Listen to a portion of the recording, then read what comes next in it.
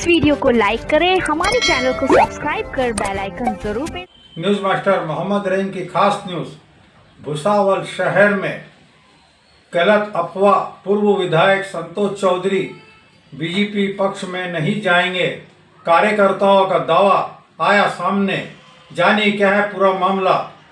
भुसावल के लोगों को आश्वासन पत्रकार परिषद की तरफ से बताया जाता है कि गलत अफवाहों का शिकार ना हो। कार्यकर्ताओं ने बताया गलत अफवाह का शिकार ना होइए। आइए देखते रहिए न्यूज़ मास्टर, हर पल हर वक्त हर घड़ी। नहीं देना ये तो पक्ष के हाथ में है। बाकी संतोष बहु है जो भुसावल तालुके की, और अभी तो आपने देखा है कि बाकी सब जो नेता है जलगांव जिले के वो अजित पवार गढ़ में चले गए, तो पूरी भागदौड़ जो है भुसावल तालुके की शरद चंद्र जी पवार गढ़ की, ये संतोष बहु के हाथ में रहने वाली है। और भुसावल के विकास के लिए अभी आप भुसावल शहर तो देख ही रहे हो कि इस तरीके से विकास का काम चल रहा है। हमें कुछ नया बताने की जरूरत नहीं है इस चीज़ में। तो उस चीज़ के लिए संतोष बहु के फैमिली से ही कोई किसी को टिकट मिलना जरूरी इसलिए है कि भुसावल का विकास ये सिर्फ संतोष बहु ही कर सकते हैं, और ये लोगों को पता है। और भाव ने सिर्फ चीज़ें करके दिखाई है कि विकास किस तरीके से होता है। नहीं तो आपने अभी देख रहे हो, आप जामनेर रोड घूमे, आप जलगांव रोड घूमे हो, यावल रोड घूमे हो, आपने रोडों की परिस्थिति देखी है। कुछ महीने पहले रास्ते बने और आपने एक इतनी बड़ी कचरा कुंडी बनी भुसावल शहर में कि शायद पूरे इंडिया में कहीं नहीं होगी इतनी बड़ी कचरा कुंडी, जो जामनेर रोड से लेके तो जलगांव रोड से लेके तो यावल रोड के ऊपर बनी है। तो इस चीज़ का जो हम लोग जो टैक्स भरते हैं उस टैक्स का मिसयूज इस तरीके से गवर्नमेंट ने किया है। तो लोगों को ये सब चीज़ें दिखती है। आप लोगों की प्रतिक्रिया जब लेंगे अभी इलेक्शन के टाइम पर, तो आप लोगों को सब चीज़ें समझती है कि कौन सी चीज़ लोग क्या कर रहे हैं। बस पैसा खाने का काम यहाँ ये जगह चल रहा है। बीजेपी बस एक ही काम करती है, कोई अपने पास के लोगों को लेके उनको ठेके देके बस कैसे तो पैसे हटने के काम चल रहे हैं। कोई काम में क्वालिटी नहीं है। भुसावल शहर में हर दूसरे दिन हर एक बंदा एक ही चीज़ के लिए खड़ा होता है कि पानी का मसला अभी तक हल क्यों नहीं हुआ। 5-6 करोड़ रुपए 6-7 करोड़ रुपए अभी फिलहाल में खर्च हुए, जिसका टेंडर 3 साल से चल रहा था। और जो मेन जो भुसावल की जो सबसे बड़ी जो योजना है अमृत योजना, उस चीज़ के बारे में कोई बात नहीं करता है। पानी के बारे में बात नहीं करता है। जो बच्चे हैं जो आज बेरोजगार घूम रहे हैं उनके बारे में कोई बात नहीं करता है। बस कौन क्या कर रहा है, कोई चुगलखोर व्यक्ति आता है वो बोलता है कि ये इधर जा रहे हैं वो उधर जा रहे हैं। यार आप खुद को जब इतना बड़ा नेता कहलाते हो खुद को, तो कोई गौर गरीब बच्चों के लिए कुछ कीजिए ना। इतना अगर प्लान पड़ा है वहाँ पे जाके आंदोलन कीजिए, बच्चों को जॉब पे लगाइए। वो सब चीज़ें कौन देखेगा। बस खुद की रोटी सीखने के लिए कि मेरा घर कैसे चलेगा, जैसा फिरोज भाई ने बताया कि खुद का घर कैसा चलेगा, वो चीज़ को चलाने के लिए कहीं से भाव का नाम लेना और अपनी रोजी रोटी कमाना, ये धंधे कुछ लोगों ने गांव में उठा के रखे। वो लोग उस लायक नहीं है कि भाव उनके लिए आके कुछ बोले, क्योंकि वो हमारे पक्ष से टिकट लेके खड़े रहे। वो काबिले तारीफ नहीं थे, वो काबिल नहीं थे वो जगह पे, तो लोगों ने उनको नहीं चुन के दिया। फिर भी भाव ने उनके ऊपर दया दिखा के उनको कौम में नगर सेवक बनाए। वो लोग उनके अंदर गट्स ही नहीं है। बस इतना ही कर सकते हो, किसी के ऊपर कीचड़ उछाल सकते हैं और किसी की बुराई कर सकते हैं। किसी का अच्छा करना रहता था तो लोगों को, और ये जो प्रॉब्लम है अभी गांव में भुसावल शहर में जो देखी जा रही है, वो चीज़ के ऊपर लोग डिस्कस करते थे। उसके लिए पत्रकार बच लेते थे। कौन कहाँ जा रहा है, कौन क्या कर रहा है, वो उनका लुकआउट है। और ये सब चीज़ें करने से अच्छा है कि आप भुसावल शहर के विकास के पास ध्यान दें, बच्चों के जॉब के पास ध्यान दें। और कहीं तो सबने मिलकर, मेरा सबसे अनुरोध है किसी से कि पानी का जो मसला है वो जल्दी से जल्दी भुसावल शहर का सॉल्व होना चाहिए। और ये सिर्फ संतोष बहु ही कर सकते हैं। और जो आप देख रहे हो पानी के साथ साथ अभी लाइट जाने का प्रमाण भी बहुत ज़्यादा बढ़ गया है।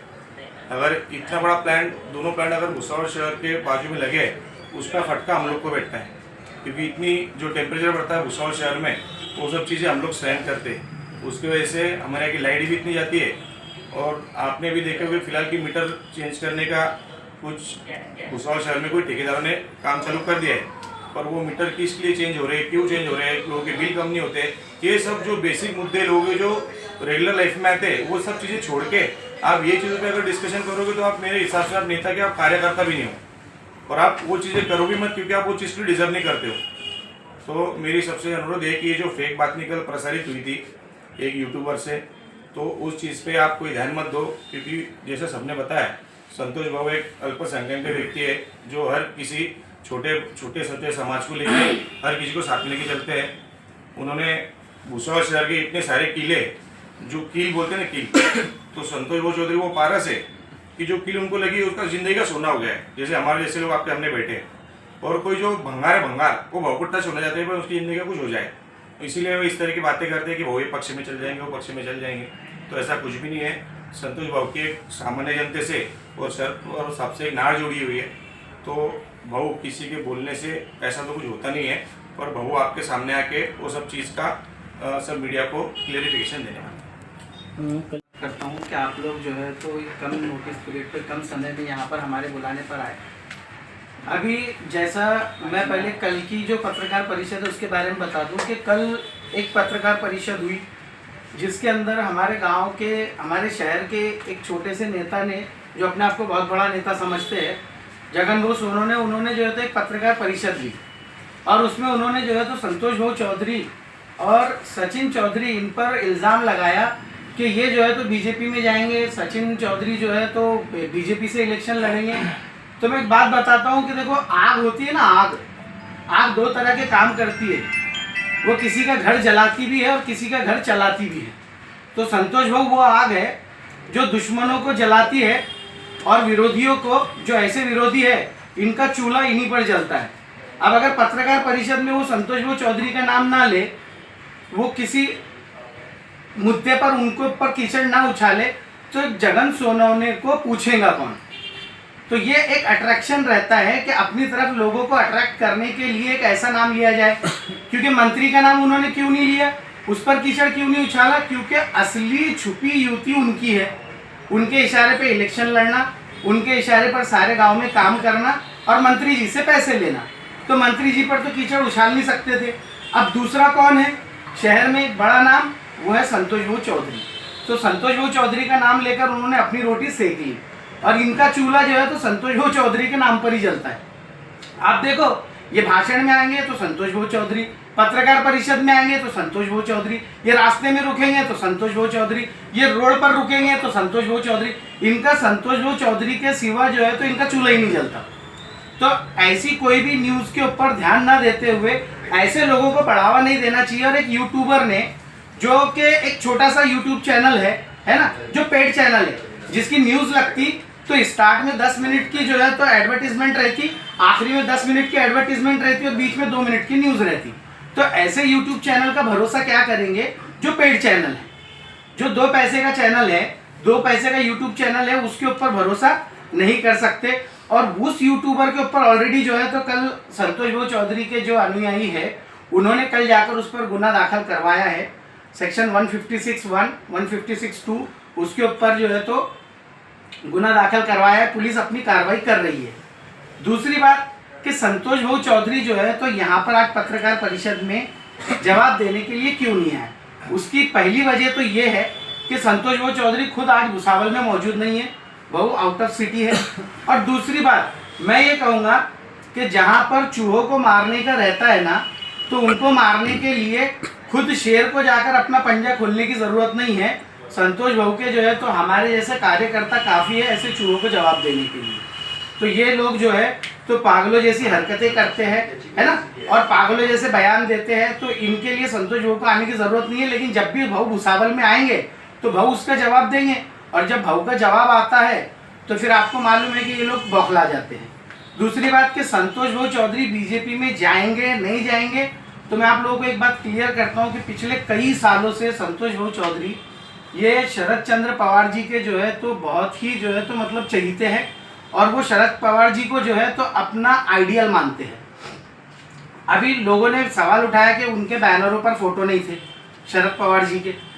शरद पवार जी के फोटो सिर्फ जो राष्ट्रवादी के कार्यकर्ता है वो लगाएंगे ना, बाकी के जो समर्थक है, जो किसी पार्टी से बिलोंग नहीं करते, जो संतोष भाऊ को जो है तो अपना नेता, अपना गुरु, अपना भाई, अपना जो है तो एक बड़ा मानते हैं, वो फोटो क्यों लगाएंगे किसी पार्टी का। तो ये, और रही बात संतोष भाऊ की, तो आप संतोष भाऊ का जो है तो व्हाट्सएप डीपी उठाकर देखो, आज भी संतोष भाऊ के डीपी पर जो है तो राष्ट्रवादी कांग्रेस पार्टी का जो है तो सिंबल लगा हुआ है। ये उनकी जो है तो सच्चाई का और राष्ट्रवादी से मोहब्बत का सबसे बड़ा सबूत है। जब भाऊ पर गुने दाखिल हुए, भाऊ को झूठे केसों में जेल में डाला गया, अब आज बीजेपी क्या करती है कि लोगों पर गुने दाखिल करवा कर उनको अपनी तरफ खींचती है कि एक तो हमारी तरफ आ जाओ, नहीं तो जेल में जाओ। तो भाऊ ने जेल में जाना पसंद किया, उस वक्त भाऊ बीजेपी में नहीं गए, तो आज तो भाऊ खुले शेर है, आज उनको किसी की जरूरत नहीं है, तो आज भाऊ बीजेपी में क्या सोचकर जाएंगे।